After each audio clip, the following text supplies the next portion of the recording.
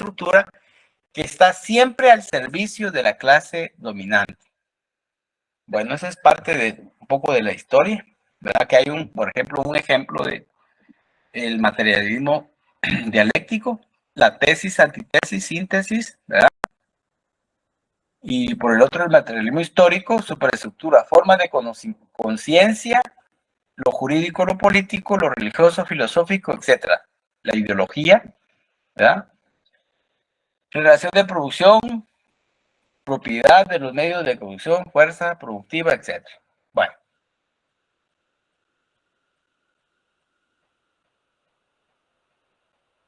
El ser social.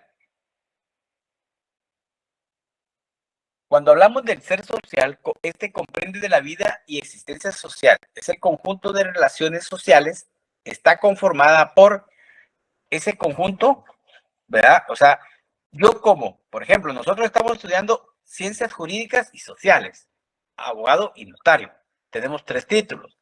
Cuando hablamos de una relación social, significa que como profesionales debemos de estar nosotros, tenemos que cultivar esa relación social, ¿verdad?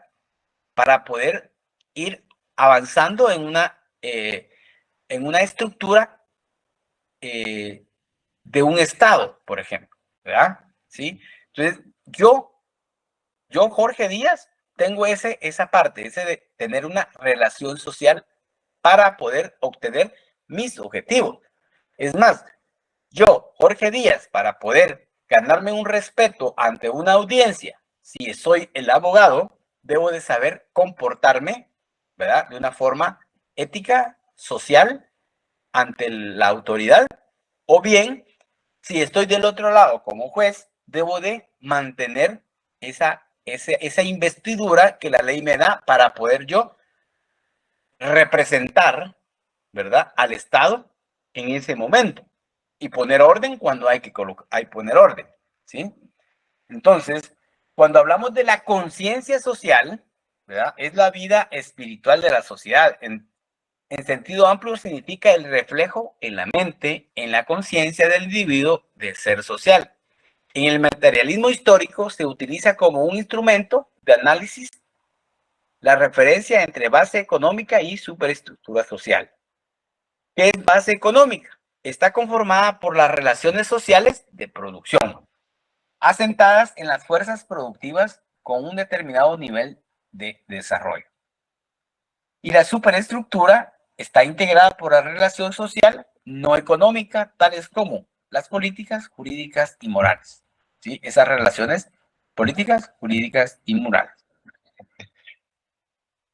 El positivismo es tendencia filosófica, sociológica muy difundida en el mundo capitalista actual.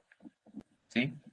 El positivismo es una corriente filosófica que afirma que todo conocimiento deriva de alguna manera de la experiencia, la cual se puede respaldar por medio del método científico.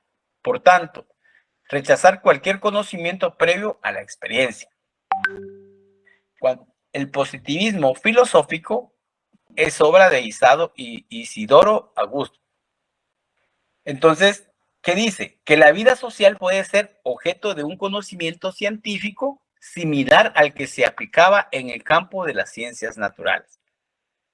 Bueno, esto ya es más teoría.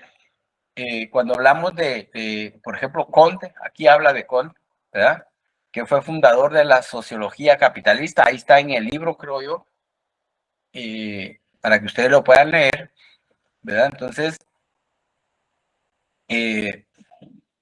a la física social, por ejemplo, se le define como el estudio del grupo humano, ¿verdad?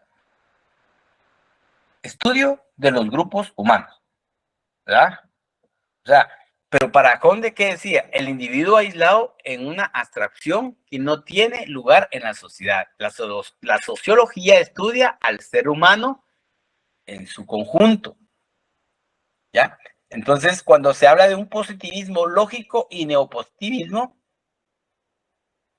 es una corriente filosófica que incluye en su metodología científica el análisis del lenguaje y se limita al análisis o estudio de todo aquello que es empírico y comprobable. Esta derivación del positivismo surge en el siglo XX y fue desarrollada por los integrantes del Círculo de Viena. Bueno,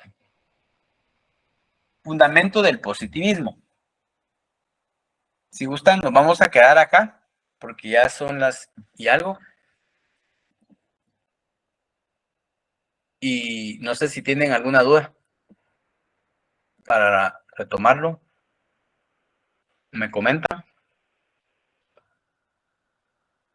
¿O ya están cenando todos? Bueno, Todo claro. gracias. Entonces, quedaríamos ahí, jóvenes. Primero Dios, el viernes estaremos con clases, ¿sí? Feliz noche, Lidia. Gracias por todo. Buenas noches. Feliz noche a todos. Gracias.